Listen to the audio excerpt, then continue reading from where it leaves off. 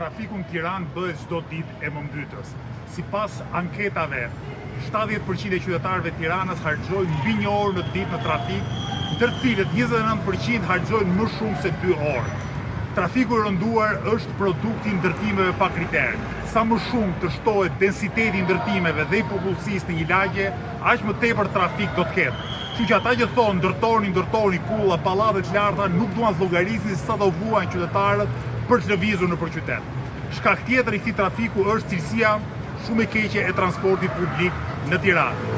Autobusët janë ngadalë sepse nuk ka korsi dedikuara ose aty ku ka, ato nuk janë funksionale, nuk përdoren vetëm nga autobusët.